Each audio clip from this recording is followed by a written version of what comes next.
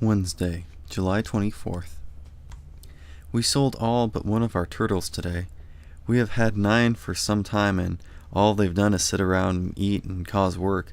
Agony seems better at locating turtles than he is at scaring up rabbits, but we've had so many that I haven't bothered to pick up the last 2 or 3 we found. I couldn't think of any way they could be used for research purposes, or any other purpose for that matter, but if you really make up your mind to do something, you can do it. This morning, I made up my mind to get rid of the turtles. We either have to think up some way to use them, or some market for them. I'm going to let them loose, I told Midge. I know, Midge said. We can make turtle soup. We can use a different recipe with each turtle and maybe make some soup company that could pay us for recipes. I don't think those are the kinds of turtles you make soup out of, I said. They're probably edible, but you make soup from terrapins and snappers. Maybe we can sell them to some hair tonic company, she suggested. What for? Their backs look just like my father's bald head. If a hair tonic can grow hair on a turtle, it ought to work on a man's head. She was just being silly, of course, but now and then one of her silly ideas is a good one. A turtle is useful, I said, thinking out loud. They eat slugs and grubs. Maybe we could sell them to someone to put in their flower garden. My mother is serving tea to the garden club this afternoon, Midge said. If those turtles were a little bit prettier, maybe we could sell them to the garden club members. I know. Paint each one to look like a flower. Be serious, I said. I am being serious, Midge insisted. You're a good artist. You can paint a pretty flower on the back of each turtle. Then, when we tell them they eat grubs and slugs as well, it'll be a cinch. We didn't have anything else to do, so we got 3 or 4 colors of paint from Uncle Al's garage, and 2 or 3 more from Midge's father's workshop, and I started painting. I don't know too much about flowers, but Midge brought over 6 flower magazines, and I copied from them. I painted a couple of hydrangeas, a chrysanthemum, and a peony that looked so good that Midge claimed it smelled like one. Then I painted 3 roses, which were fair, and 2 camellias. Well, you did a good job of creative work, Midge said. My mother always says men are best at creative work, but women are the most practical. So now I'll do the practical part. She turned over each turtle and wrote 60 cents on some, and 65 or 70 cents on others, and 75 on the peony. Why don't you make them all the same price? I asked. They're all about the same size.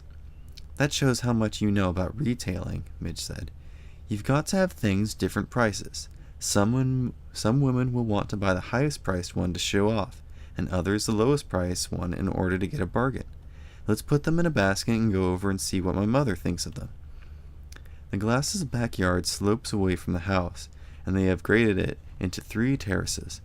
One of them is sort of a walled-in sunken garden. There is a low stone wall on all 4 sides, and you go down into it by several broad stone steps. Facing the steps is a small lily pool. Around 3 sides of the plot there is a narrow border garden of perennial flowers. The rest of the area is velvety smooth lawn. Mrs. Glass is quite proud of this part of the grounds and works very hard keeping it nice.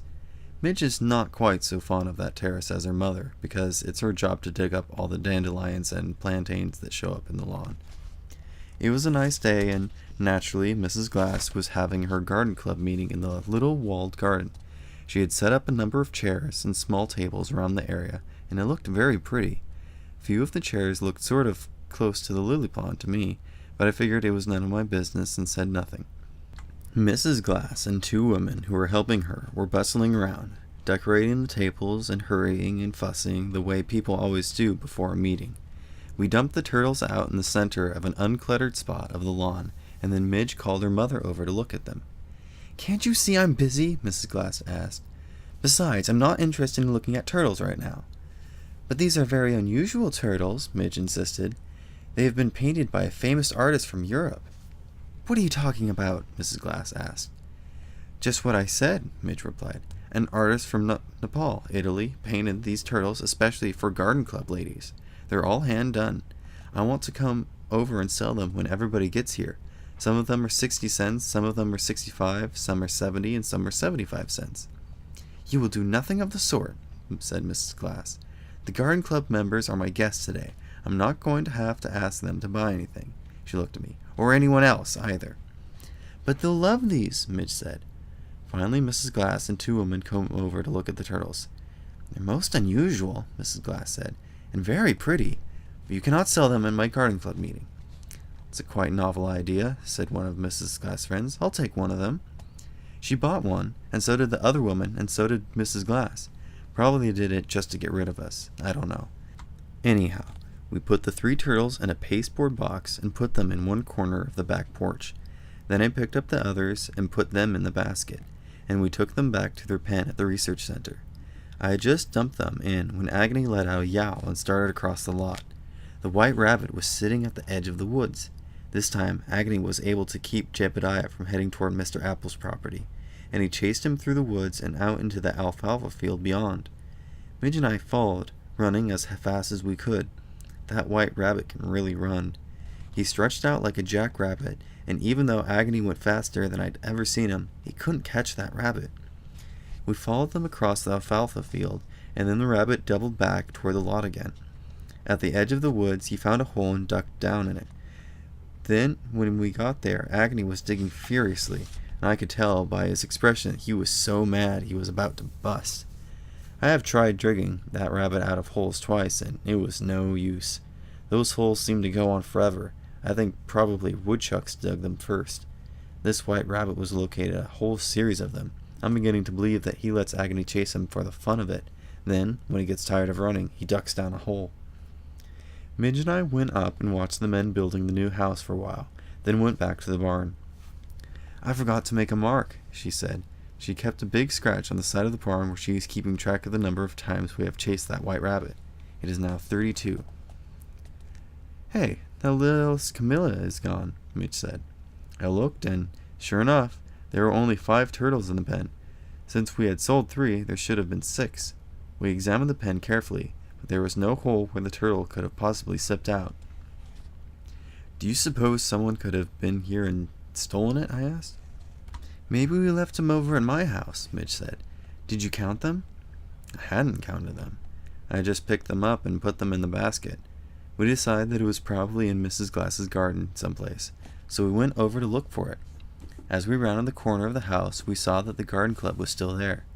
A woman in a blue flowered dress and a big straw hat with grapes on top of it was talking about foundation planting. As we turned around to leave, she finished her speech and everyone clapped. Then they all started talking at once, and some got up to congratulate the speaker. "I'm going to slip down and see if I can find that turtle," Midge said. "I don't trust that garden club." "They wouldn't steal a turtle." "No, but they'd step on it. He's such a little tiny turtle, and some of those garden club members are just plain big, and most of them have big feet." I stayed where I was, and she slipped down, jumped over the wall, and began looking for the turtle. Everybody was talking, so no one paid any attention. I didn't really see all that happened, but one woman, who was undoubtedly one of those that Midge meant when she said that some of the members were awfully big, got up from her chair and picked up a big black leather bag that had been lying on the ground beside her. It was as big as a small suitcase, but it had one of those straps that you hang over your shoulder and was really a purse, I guess. Holding the bag by its strap, she moved over several feet to talk to a woman who was standing by the lily pond. She raised her bag, sort of cradling it in her left arm, then bent her head and began poking in the bag with her right hand. It must have been open already, and all she had to do was shove the flap back. Suddenly she let out a horrible shriek. She dropped the purse, jumped backward about 3 steps, and fell into the lily pond. Everyone was too surprised to do anything. Meanwhile, this poor woman was floundering on her back in the lily pond. There was nothing for her to grab, and the sides of the pond were sloped, so she couldn't roll over very easily. Besides, she was too fat to do much of anything for herself. No one seemed to know what to do or how to get her out of there. The only thing I could think of was to call a tow truck, and I doubt if they had liked that suggestion. I stared where I was and laughed until my sides ached. Mrs. Glass was a hostess, and so she had to do something. She waded right out into the middle of the lily pond and grabbed the woman's left arm.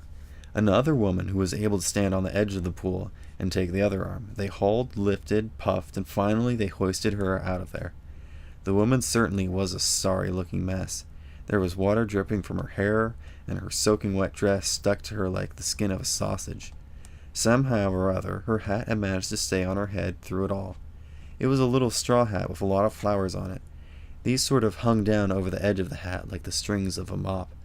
Water dripped off of them down onto her shoulders and back. Huffing and puffing, she walked forward about 8 or 10 steps. Then suddenly she fainted. Mrs. Glass and the other woman tried to hold her up for a minute and finally gave up. They lowered her onto the grass and stood looking at her, huffing and puffing themselves. Mrs. Glass is a tiny little woman, and I can see why she'd be tired. Someone said something about a doctor, and one of the women started toward the house. Just then, Midge joined me. "I got the turtle," she announced. "Did you ever see such a ruckus?" I asked. Even though the woman had fainted, I couldn't help laughing. Midge grinned. It would be a lot funnier if she hadn't splashed half of my goldfish out of that lily pond. Now I know what causes tidal waves. "What started it all?" I asked. "Let's take this turtle over to the barn, and I'll tell you," Midge answered. "Let's wait and see if this woman comes too." Midge shook her head. "Let's get away while the getting's good." We walked across the street, put the turtle in the pen. "The reason why I didn't want to stay any longer," Midge said, "was the turtle was what started it all. It was in her pocketbook." The only thing we could figure out was that the turtle had been crawling around, trying to escape all those women, and had hunted for some place to hide. This woman must have laid her bag on the ground, and it wasn't shut. The turtle probably thought it was a nice, dark place to hide, and crawled in. Then later, when she picked up the purse and threw back the flap, there it was, staring at her in the face. If this head was out of its shell, she might even have thought it was a snake. If that shell painted like a camellia, she probably wouldn't have recognized it as a turtle. Besides, even if she had, it was probably startling to find a turtle in her purse. A few minutes later, we heard a siren screeching, and then the first aid car of the Hopewell Fire Department came roaring down the road. It turned in at Midge's house, and 2 men got out. We waited for a few minutes, and then slipped across the street again. We kept out of sight behind the bushes and managed to get to the garage. We could see everything from there. The first aid squad wasn't needed after all. The woman was conscious and was up sitting in the chair. The 2 men of the first aid car were about to leave. Midge and I decided that we'd better do the same, so we started across the street once more. The ambulance pulled out of the driveway just as we reached the edge of the road. A red and white sedan came from the direction of Princeton, pulling up abreast of us, and a woman leaned over and rolled down the window. "I hope there's nothing wrong at your house, is there, Margaret?" "Nothing serious, Mrs. Detweiler," Midge replied. "Mother's entertaining the garden club, and one of the members fell into the lily pond." "Goodness me," said Mrs. Detweiler. "Was the subject of today's meeting aquatic plants?" "I don't know," Midge replied, "but I bet it's the most exciting meeting they've had in a long time." Mrs. Detweiler looked at the sign on the end of the barn. "I've been reading about your research organization," she said. "It seems to be quite an enterprising business." "Say, you're just the person who would like one of our turtles," Midge said. "Come over and look at them." Mrs. Detweiler was quite taken with the turtles, and she bought 2 for herself and 3 for friends. That left us with only the peony, which Midge had decided we should keep for ourselves. It was a fairly good day's business. My Aunt Mabel hadn't been at the garden club meeting, but naturally she heard all about it. When everything happens in the small place like Grover's Corner, everyone knows about it sooner or later, and usually it's sooner. Aunt Mabel told Uncle Al about it that night at dinner, and he thought it was funny as I had. "It really isn't a laughing matter," Aunt Mabel said. "She might have been hurt." "Was she?" "No, fortunately she wasn't. It was quite a shock to the poor woman, though. Her husband had to bring her some dry clothes, and it was most embarrassing." "You should have seen her threshing around in that lily pond," I said. "She splashed most of the water out onto the grass." Uncle Al looked at me peculiarly. "Were you there?" he asked. "Midge and I went over to hunt for something," I said. "We thought the meeting would be over." "I see," he said. "How far were you from the woman when she fell into the pond?" "I was way up by the corner of the house," I replied. "She claims that she saw some sort of animal in her purse. She was startled, stepped back, and fell," Aunt Mabel explained. Uncle Al nodded and looked at me again peculiarly, but he didn't say a word.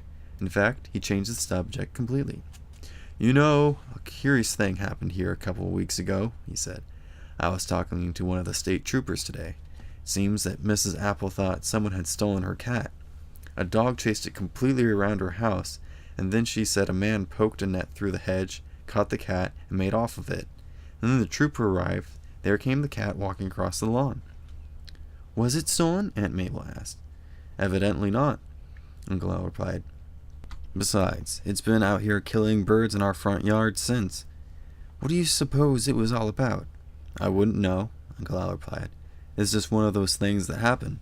Maybe it's sunspots causing all this activity.